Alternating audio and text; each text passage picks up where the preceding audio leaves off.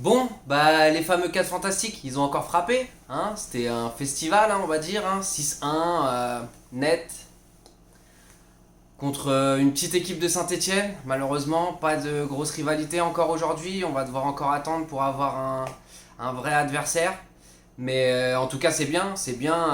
Torpiller les équipes comme ça, c'est ce qu'il faut en Ligue 1, enfin contre des équipes de Ligue 1. C'est vraiment ce qu'il faut. Une équipe comme nous, c'est le tarif qu'on doit mettre. C'est le tarif qu'on doit mettre à chaque match. Mais ouais, bah, c'est bien, c'est du travail bien fait. Donc, au fait, bonjour à tous, c'est Easy.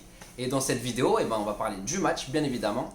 Et puis, on va parler un peu plus précisément des 4 de devant. Parce que, oui, bah, les 4 de devant, les fameux 4 fantastiques comme tout le monde aime les appeler maintenant.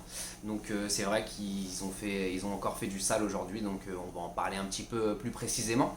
Et de ce 4-4-2 de Thomas Tuchel qui apparemment est vraiment notre équipe type maintenant. Donc ça commence à se voir, je pense que c'est officiel, c'est vraiment notre équipe type. Donc voilà, donc déjà sur le dernier match, Tuchel il avait décidé de faire tourner. Donc c'est bien, on voit que cette année vraiment il implique vraiment tout le groupe. Je pense que c'est important, surtout de nos jours dans les gros effectifs comme ça. C'est vraiment le banc qui fait gagner les gros matchs souvent. On a pu le voir l'année dernière avec Lucas qui a mis son triplé contre l'Ajax. Ou Origi en finale qui a quand même permis à Liverpool de gagner la finale en partie. Donc vraiment c'est important d'impliquer tout le monde. Et je trouve que c'est ce que le coach fait. Je trouve que, et surtout même dans le football moderne, vraiment c'est vraiment le management qui est primordial maintenant, limite plus que la tactique. On a pu le voir à l'époque Zidane, parce quand Zidane il a fait ses 3 Champions, c'est vraiment le management, vraiment impliquer tout le monde, que tout le monde soit à 100%. Et je trouve que c'est quand même ce que le coach arrive à faire.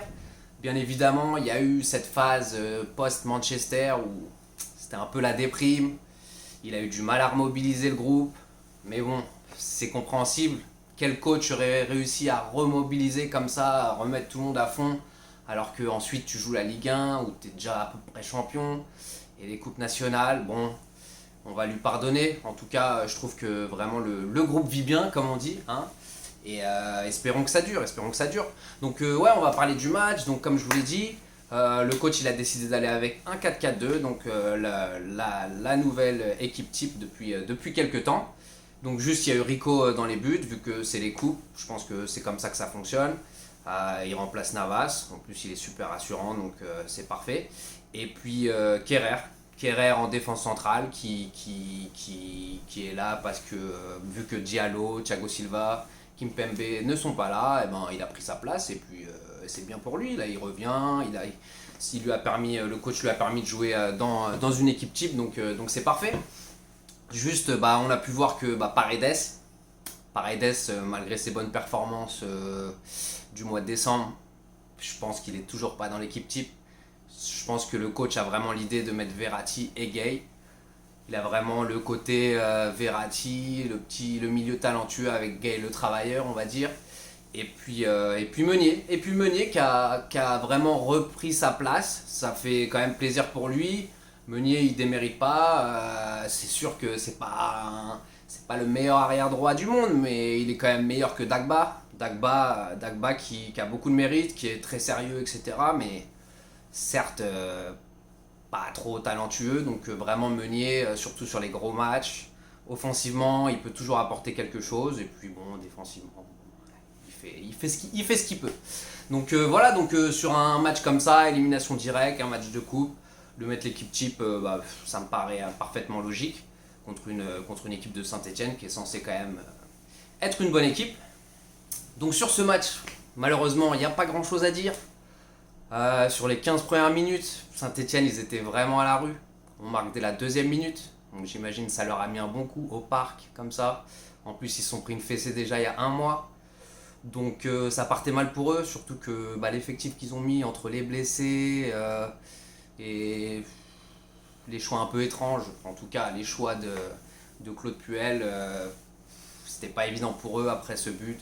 Donc vraiment ils étaient à la rue les 15 premières minutes.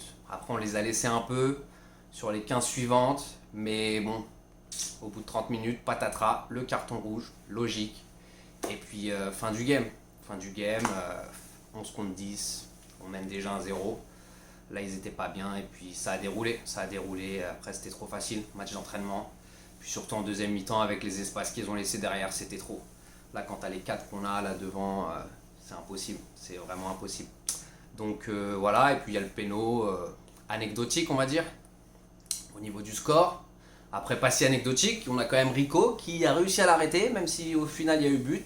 Donc ça fait quand même plaisir, 2 pénaux, 2 arrêts pour un gardien remplaçant comme ça. Quand on pense qu'il n'y a pas si longtemps, on avait notre Titi Areola, la passoire. Malheureusement, quand il y avait péno, on était à peu près sûr qu'il y avait but. Donc non, c'est rassurant d'avoir un deuxième gardien comme ça, si jamais en cas de pépin de Navas. Je pense qu'il peut rendre de bons services ce Rico, donc on va espérer qu'il reste l'année prochaine. Apparemment il y a une option d'achat de 10 millions s'il me semble bien, donc je pense que ça pourrait être un bon choix. Et il a l'air de bien se sentir à Paris, il fait pas de vagues, remplaçant, super, super, super. Donc Rico bien au goal, ensuite les défenseurs pas grand chose à dire sur ce match. Voilà.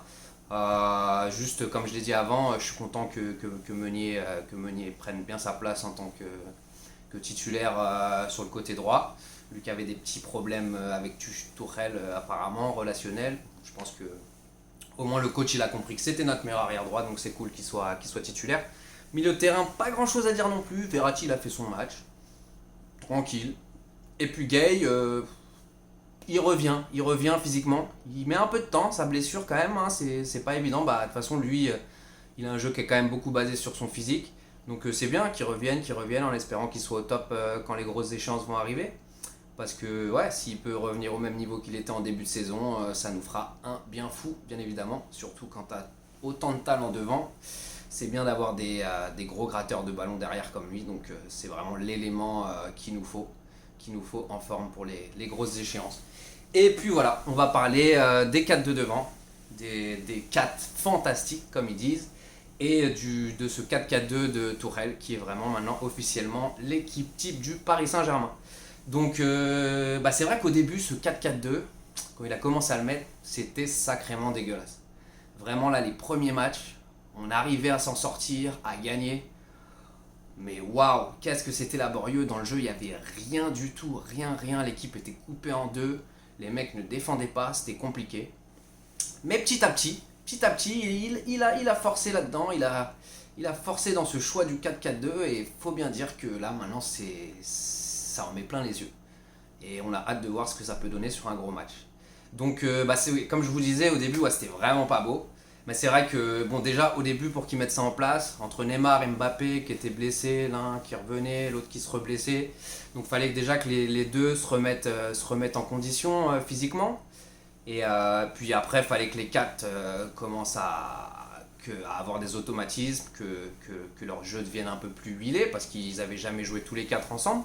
Donc ça a pris le temps que ça doit prendre, vraiment, qui reprennent leurs conditions physiques, les deux, Neymar et Mbappé, et puis que les quatre commencent à mieux se trouver. Et puis je trouve qu'il y a eu quand même ce moment charnière, la fameuse pique du coach, après le match de Madrid, quand il a dit, c'était quoi sa phrase, c'était demander à Marquinhos et Verratti si ça les intéresse de courir à fond là, à deux au milieu de terrain pendant 90 minutes. C'était quelque chose comme ça, en gros ça voulait dire que les 4 de devant ils foutaient pas grand chose en défense.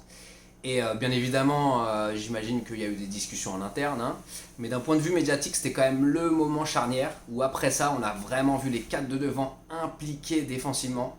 Je pense que les 4 vraiment ont dû se dire qu'il y a vraiment un truc à faire, que les 4 ont vraiment beaucoup de talent et que s'ils se mettent au diapason de l'équipe, à tous jouer en équipe, en bloc, à défendre, etc., il y a vraiment quelque chose à faire.